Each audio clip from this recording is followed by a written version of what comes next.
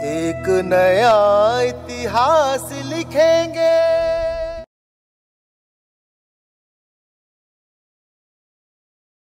मित्रांनो नमस्कार, मी ज्ञानेश वाकुळकर।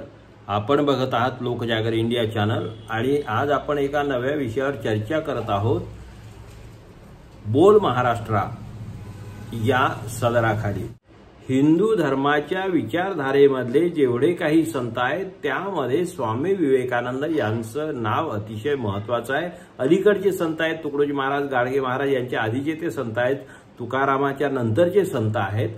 आणि महत्त्वाची गोष्ट अशी की वैज्ञानिक दृष्टिकोन घेऊन धर्माची मांडणी करणारे असे पुरोगामी विचाराचे ते संत आहेत। आणि त्यामुळे त्यांनी धर्मांतराच्या संदर्भामध्ये काय म्हटलं या बाबतीमध्ये आज आपण पाहणार आहोत।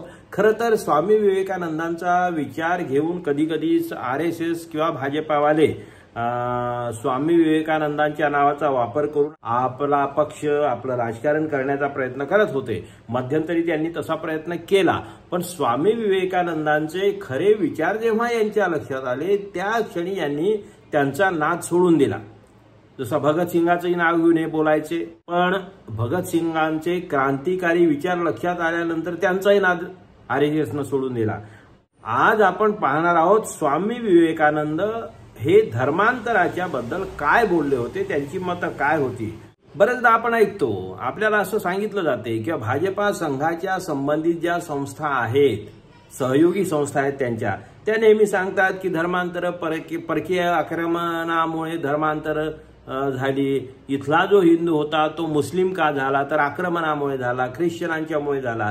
खरं तर हा विचार जर केला तर 650 वर्ष मोगलांचं राज्य होतं, त्या काळामध्ये मुस्लिमांनी जर समजा अत्याचार केले असते, मुस्लिमांनी जर जबरदस्ती केली असती धर्मांतराची, तर सारा देशच मुस्लिम झाला असता ना। 650 वर्ष म्हणजे मजाक नाही। त्यानंतर अगदी इंग्रजांचं राज्य 150 वर्ष होतं, त्यांनी जर ख्रिश्चन धर्माची जबरदस्ती केली असती तरीही सारा काळ सगळी सत्ता त्यांच्या हातामध्ये होती, सगळ्या गोष्टी त्यांच्याकडे होत्या, जगावरती राज्य करत होते इंग्रज। आणि त्यावेळेस त्यांनी जबरदस्ती केली असती तर तेव्हाही भारतामध्ये हिंदू औषधाला सुद्धा शिल्लक राहिले नसते। पण तरी सुद्धा भारतीय जनता पार्टीचा खोटारडेपणा काही थांबत नाही, कारण त्यांच्याकडे सकारात्मक असं काही नाही। आणि त्यामुळे स्वतः स्वामी विवेकानंदांनी काय सांगितलेलं आहे हे आपण समजून घेतलं पाहिजे की बाहेरच्या लोकांच्यामुळे किंवा बाहेरच्या लोकांच्या आक्रमणामुळे अतिक्रमणामुळे हिंदू धर्मामधल्या लोकांनी धर्मांतर केली नाहीत, तर स्वामी विवेकानंद म्हणतात की पुरोहित शाहीच्या अत्याचारामुळे धर्मांतर झालेली आहेत भारतामधली। आणि म्हणून त्यांनी सन 1894 स्वामी विवेकानंद अमेरिकेच्या शिकागो परिषदेनंतर भारतात परतले होते आणि देशभर समाज जागृतीचं काम करत होते। तेव्हा त्यांनी खेती येथील शंकरलाल शर्मा यांना एक पत्र लिहिलं आणि त्या पत्रामध्ये त्यांनी भारतातील धर्मांतर, जाती व्यवस्था आणि पुरोहित शाहीवर तीव्र शब्दात टीका केली होती। स्वामी विवेकानंद त्या पत्रामध्ये म्हणतात की या देशातील धर्मांतर ख्रिश्चन आणि मुसलमान यांनी केलेल्या अत्याचारामुळे झालेली नाहीत, तर उच्चवर्णीयांनी केलेल्या अत्याचारामुळे झालेली आहेत, पुरोहित शाहीच्या अत्याचारामुळे झालेली आहेत। स्वामी विवेकानंद पुढे म्हणतात, मी त्रावणकोर कोचीन प्रांतात आहे आणि येथे पुरोहितांचा अत्याचार भारतात सर्वाधिक आहे, त्यामुळे 1/3 जनता ख्रिश्चन झाली आहे। तर आपण दोष कुणाला द्यायचा? संपत्ती पुरोहितांच्या नावावर आहे, मंदिरं पुरोहितांच्या मालकीची आहेत। ते म्हणतात की संपत्ती पुरोहितांच्या नावावर आहे, मंदिरं त्यांच्या मालकीची आहेत आणि राजघराण्यातील स्त्रियाही त्यांच्या उपपत्नी होण्यात आनंद मानतात। म्हणजे किती भयंकर आहे बघा। मनुस्मृतीमध्ये ह्या सगळ्या गोष्टी आहेतच, कारण त्यांनी मनुस्मृतीमध्ये ब्राह्मणांच्याकडे आपल्या स्त्रिया इतरांनी सोपवाव्या पहिल्या रात्री अशा प्रकारचा उल्लेख आहे। तो आजचा विषय नाही, पण महत्त्वाची गोष्ट की म्हणून स्वामी विवेकानंद यांच्या म्हणण्यानुसार आपल्या एक गोष्ट लक्षात येईल की स्वामी विवेकानंद हे काही साधे संत नव्हते, टाळ कुटणारे संत नव्हते, मंदिरामध्ये बसून देवदेव करणारे संत नव्हते, तर ते सामाजिक सुधारणा करणारे संत होते, विज्ञानवादी संत होते, सामाजिक वास्तव जे असेल त्याला भिडणारे विचारवंत होते आणि त्यामुळे अतिशय तीव्रपणे त्यांनी ही आपली भावना मांडली, भूमिका मांडली. धर्मांतराला त्यांनी विरोध केला नाही, कारण स्वामी विवेकानंद म्हणायचे की धर्म म्हणजे काही बाह्य पोशाख नव्हे, तो आपल्या आत्म्याचा विकास आहे. आणि म्हणून जर एखादा माणूस आपल्या धर्मातून पळून जात असेल किंवा दुसऱ्या धर्मात जात असेल, धर्मांतर करत असेल, तर त्याला जबाबदार आपणच आहोत. आपली व्यवस्था, आपले दडपशाहीचे नियम आहेत. आपण जर त्यांना प्रेम देऊ शकत नाही, आपण जर त्याच्यावरती अन्याय करत असू आणि तो सोडून जात असेल, तर मग त्याला दोष कसा देणार तुम्ही? त्रावणकोर, कोचीन म्हणजे आजचा केरळ आणि तामिळनाडूचा काही भाग.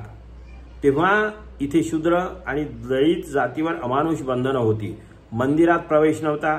सार्वजनिक रस्त्यावर चालताना वरच्या जातींनी त्यांचा चेहरा पाहू नये म्हणून अंतर ठेवावं लागायचं.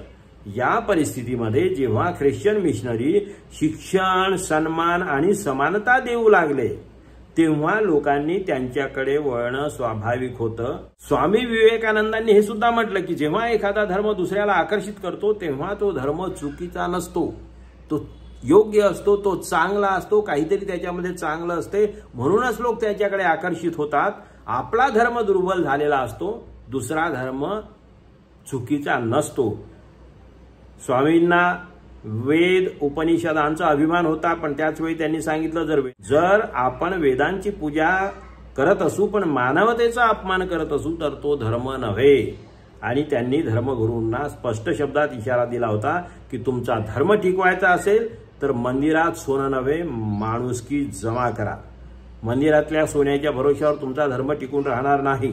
आज आपण 2025 मध्ये आपण धर्म, जात, अहंकार यांच्या प्रश्नाशी झुंजतो आहोत, पण विवेकानंदांचा किंवा इतर संतांचा सुद्धा जो मानवतावादी संदेश आहे, समतावादी शिकवण आहे, त्याकडे मात्र आपण दुर्लक्ष करतो. करणी आणि कथनीमध्ये आपला फरक आहे आणि त्यामुळे जो स्वतःला श्रेष्ठ समजतो तो अजून मानव झालेला नाही, माणूस नाही. तुकडोजी महाराज म्हणूनच म्हणतात की माणूस द्या मज माणूस द्या, भीक मागत मजला प्रभू दिसला, असं तुकडोजी महाराजांना म्हणावं लागते. आणि म्हणून सुधारणा केवळ सरकारचा विषय नाहीये, ती आपल्यापासून सुरुवात झाली पाहिजे, आपल्या आचरणामध्ये आली पाहिजे. संतांच्या, महापुरुषांचे विचार सांगून किंवा कोटेशन सांगून किंवा एखाद्या पुस्तकातलं उदाहरण देऊन चालणार नाही, तर आपल्याला कृतीमध्ये धर्म आणला पाहिजे, कृतीमध्ये मानवता आणली पाहिजे, कृतीमध्ये माणुसकी आली पाहिजे. आणि म्हणून स्वामी विवेकानंदांनी आपल्याला या निमित्तानं एक आरसा दाखवलेला आहे. आपल्याकडे पहा, आत्मचिंतन करा, अशा प्रकारचा संदेश त्यांनी दिला आहे. आणि त्यांनी सांगितलं की धर्म टिकवायचा असेल तर तुम्हाला मानवता जपावी लागेल. म्हणून उठा, जागे व्हा आणि ध्येय साध्य होईपर्यंत थांबू नका. आपण माणसाला माणूस म्हणून जगण्याचा अधिकार देऊया, एक नवा समाज निर्माण करूया. त्यामुळे जे पक्ष, ज्या संघटना, जे ढोंगी नेते आपल्याला सांगतात की मुस्लिमांची भीती सांगतात, ख्रिश्चनांची भीती सांगतात, ते मानवतेचे द्रोही आहेत, ते मानवतेचे दुश्मन आहेत. वास्तव असं नाही, इतिहास असा नाही. एकीकडे म्हणायचं की मुस्लिमांच्यामुळे हिंदू खतरे में आला, खतरे में है असं म्हणायचं, म्हणजे 18 कोटी मुस्लिम आणि 110 कोटी हिंदू, तरी 18 कोटीमुळे जर समजा 110 कोटी धोक्यामध्ये येत असतील आणि मग तुम्ही अखंड हिंदुस्थानची जेव्हा गोष्ट कराल तर बाहेर हिंदू कुठे नाहीच आहेत. मग पाकिस्तान तुमच्यामध्ये येईल, बांगलादेश तुमच्यामध्ये येईल, म्यानमार तुमच्यामध्ये येईल, मग इकडचं आपलं अफगाणिस्तान तुमच्यामध्ये येईल. संख्या त्यांची किती वाढेल मुस्लिमांची? 50 कोटीच्या जवळपास ती संख्या जाईल. म्हणजे तुम्ही राहाल 110 कोटी, ते 18 कोटीवरून 50 कोटीवरती जाणार आणि तुम्ही अखंड हिंदुस्थानच्या गोष्टी करता. त्यामुळे सांगण्याचं तात्पर्य असं आहे की आपल्या संतांनी, म्हणून तुकाराम महाराज सुद्धा म्हणतात की जे का रंजले गांजले त्यासी म्हणे जो आपुले, तोची साधू ओळखावा देव तेथेची जाणावा. म्हणून कृपा करून जे कोणी अशा प्रकारची चुकीची विभाजनवादी द्वेषाची भावना मांडतात, समाजामध्ये फूट पाडतात, त्या लोकांच्या तोंडावरती स्वामी विवेकानंदांचे हे विचार जरा फेकून मारा. त्यांना सांगा, त्यांना आरसा दाखवा, त्यांना माणसामध्ये आणा. हे आपणा सर्वांचं कर्तव्य आहे. कारण समाज हा हर देश में तू, हर भेष में तू, तेरे नाम अनेक तू एक ही है, तेरी रंग भूमि यह विश्व भरा, हर खेल में मेल में तू ही तू है. परमेश्वर असलाच तर तो सर्व प्राणी मात्रामध्ये आहे, चराचरामध्ये आहे. सर्व जातीपाती धर्माच्या भिंती तोडून तो मानवतावादी आहे. अशाच प्रकारे आपल्याला स्वामी विवेकानंदांनी शिकवण दिली आहे. ती शिकवण आपण लक्षात घेऊया आणि भारताचा इतिहास खऱ्या अर्थानं उज्ज्वल करूया अशी विनंती करतो आणि थांबतो. आपण बघत राहा आमचं हे नवीन सदर बोल महाराष्ट्र आणि आमच्या चॅनलला लाईक करा, शेअर करा, सबस्क्राईब करा, आम्हाला आर्थिक सहकार्य करा अशी विनंती करतो आणि थांबतो. धन्यवाद.